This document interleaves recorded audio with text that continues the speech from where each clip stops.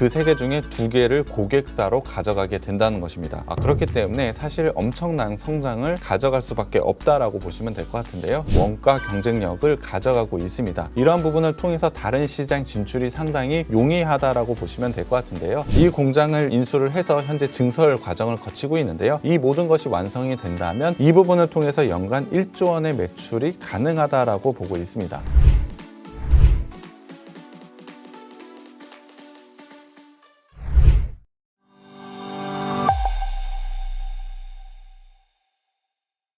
네, 안녕하십니까. 착한 인베스트먼트 수석연구원 백종국입니다.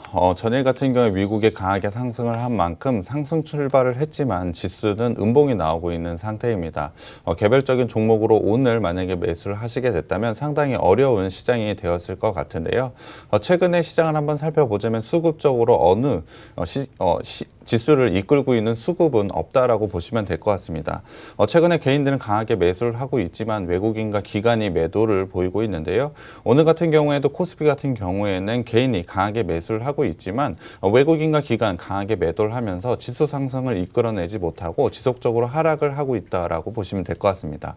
코스닥 같은 경우에는 외국인이 매수를 보이고는 있지만 여전히 힘을 내지 못하고 있는 모습을 보여주고 있는데요.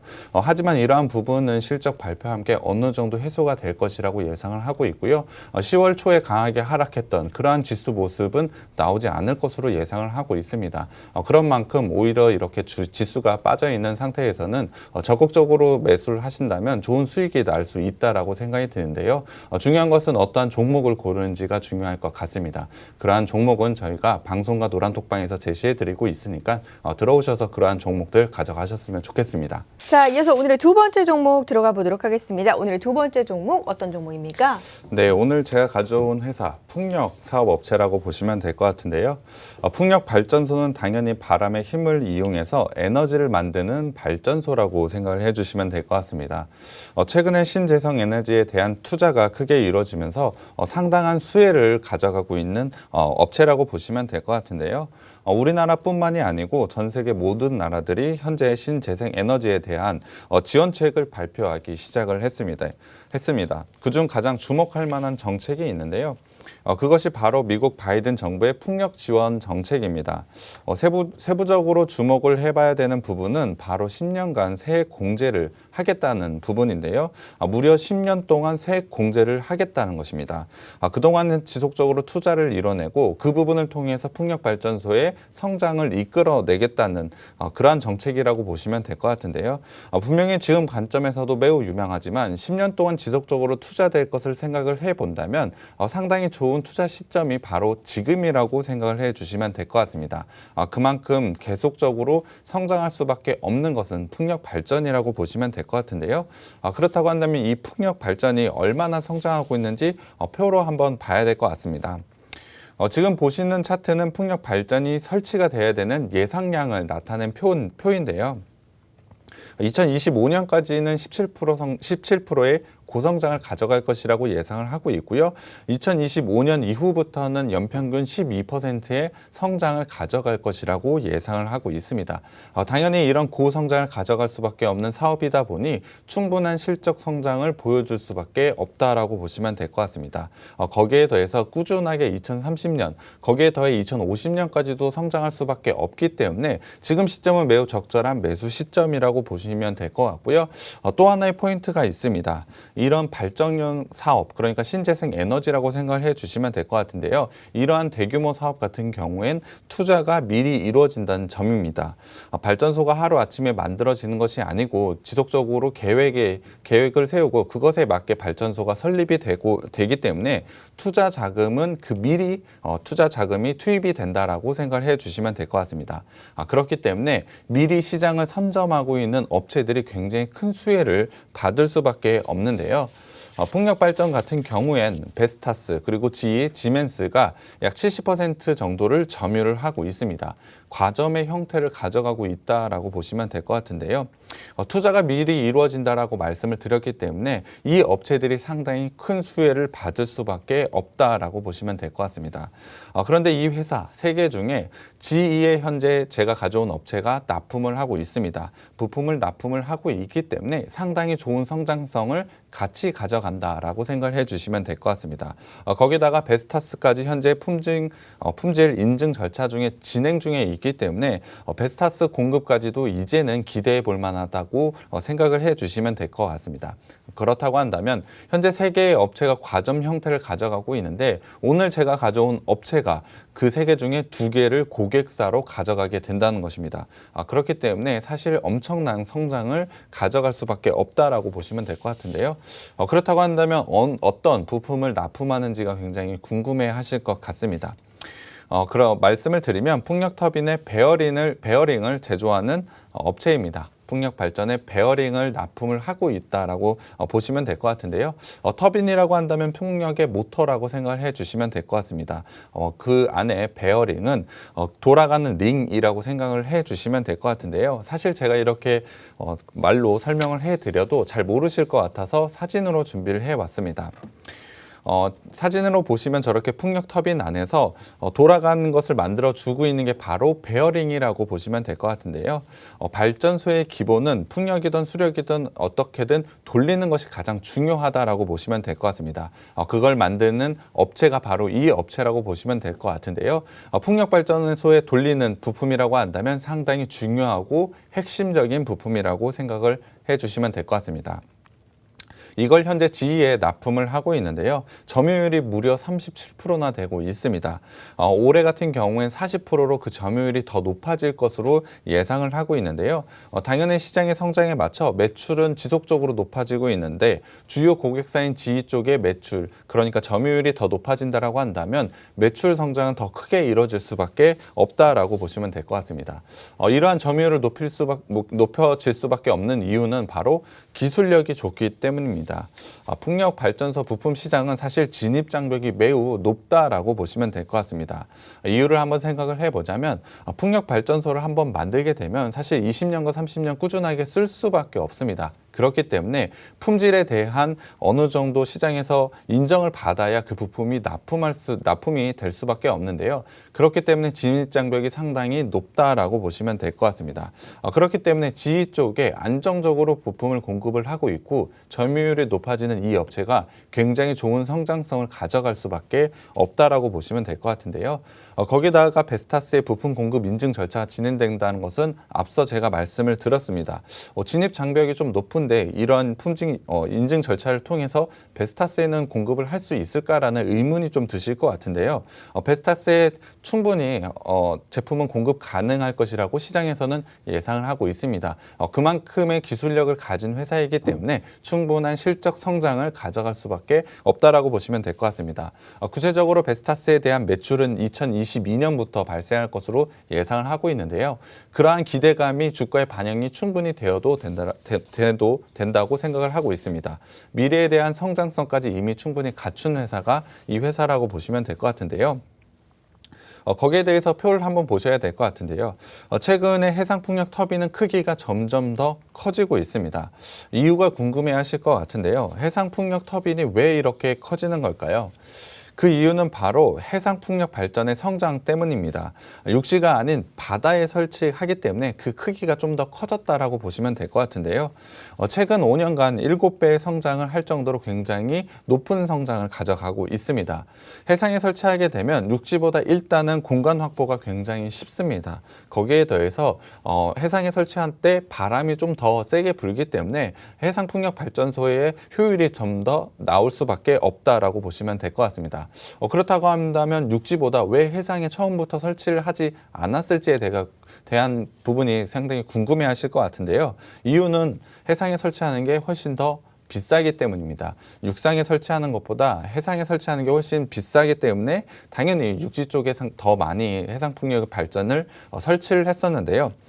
최근에는 이러한 비용 문제가 해결이 되고 있습니다. 해상에 설치하는 풍력 발전소에 대한 비용이 저렴해지고 있기 때문에 지금에서는 당연히 해상 쪽에 발전이 더 크게 날 수밖에 없다라고 보시면 될 것 같습니다. 앞서도 말씀드렸지만 육지보다는 해상에 설치하는 게 공간적 제약을 덜 받기 때문에 해상 풍력의 크기는 더 커질 수밖에 없다라고 보시면 될 것 같습니다. 당연히 이 업체 베어링을 납품을 한다라고 했는데요. 베어링 자체도 크고 훨씬 더 많이 납품할 수밖에 없습니다. 그렇기 때문에 매출과 영업이익 부분에서 상당히 좋은 부분을 가져가는 포인트가 있다라고 보시면 될 것 같은데요. 거기에 더해 이 업체 같은 경우에 베트남에 생산 공장을 증설을 했습니다. 바로 해상풍력 베어링을 만들기 위해서 증설을 했는데요. 앞서도 말씀을 드렸지만 지금은 육지에 설치하는 해상풍력보다 바다에 설치하는 해상풍력이 조금 더 성장성이 빨라지고 있습니다. 그러한 부분을 이 회사도 캐치를 당연히 했겠죠. 그렇기 때문에 베트남 증설을 통해서 해상풍력 발전소의 베어링을 만들기 시작을 한 겁니다. 올해 1월 달에 완공이 되어서 본격적으로 매출이 발생하고 있기 때문에 상당히 좋은 실적 성장을 올해 가져갈 것으로 예상을 하고 있습니다. 이미 상반기에 그러한 실적을 보여줬고 하반기에도 충분히 그러한 실적을 보여줄 것으로 예상을 하고 있습니다. 거기에 더해 내년에 베스타스에 대한 공급까지 예정이 되어 있기 때문에 모든 것이 준비대로 진행이 되고 있는 업체라고 보시면 될 것 같습니다. 거기에 더해서 이 회사 같은 경우에 국내 시장 대비 20% 정도 싸게 만들 수 있는 원가 경쟁력을 가져가고 있습니다. 이러한 부분을 통해서 다른 시장 진출이 상당히 용이하다라고 보시면 될 것 같은데요. 앞서도 말씀드렸지만 베트남 공장이 있는 게 굉장히 큰 메리트이자 투자 포인트가 된다라고 보시면 될 것 같습니다. 이유는 이런 원가 절감 부분도 있지만 유럽과의 거리가 상당히 가깝기 때문에 사실 해상풍력 굉장히 크다라고 말씀을 드렸습니다. 베어링 같은 경우에 이동하는 비용이 상당히 많이 드는데 베트남에서 유럽 쪽에 이동하는 비용이 상당히 훨씬 더 저렴할 수밖에 없습니다.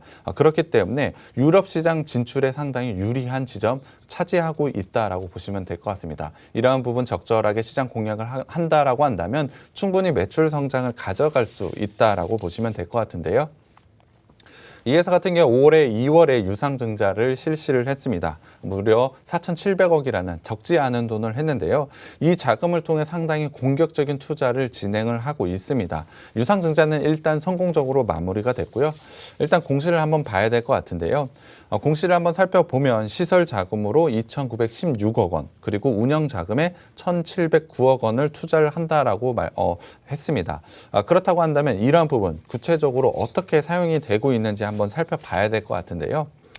글로벌 터빈 1위 메이커인 베스타스, 아까 납품이 예정되어 있다고 말씀을 드렸는데요. 이 베스타스의 미국 공장을 인수를 했습니다. 풍력 발전소의 타워를 만드는 공장이라고 보시면 될 것 같은데요. 글로벌 풍력 타워 공장 규모 중에 최대 규모를 가지고 있는 공장이라고 보시면 될 것 같습니다. 이 공장을 인수를 해서 현재 증설 과정을 거치고 있는데요. 이 모든 것이 완성이 된다면 이 부분을 통해서 연간 1조 원의 매출이 가능하다라고 보고 있습니다. 이를 통해 매우 좋은 성장 포인트를 가져갔다라고 보시면 될 것 같은데요. 거기에 더해 바이 아메리카 정책의 최대 수혜주가 될 것이라고 예상을 하고 있습니다. 현재 미국 같은 경우에 자국 내 산업을 보호하기 위한 많은 정책들을 내고 있습니다. 그린 산업 경우에도 상당히 마찬가지인데요. 풍력 타워의 경우에는 대부분 수입을 통해서 설치를 하고 있는데요. 미국 공장 내에 있는 이 회사가 미국에 진출한다라고 한다면 사실 바이 아메리카 정책의 최대 수혜주가 될 수밖에 없습니다. 그렇다 보니 풍력 타워에 대한 관세 이러한 부분에서 좀 자유로울 수 있다라고 보시면 될 것 같고요. 이를 통해서 굉장히 좋은 실적과 성장을 가져갈 것이라고 생각을 하시면 될 것 같습니다. 유상증자의 자금은 여기서 끝이 아닙니다. 포르투갈 풍력타워 업체를 인수를 했는데요.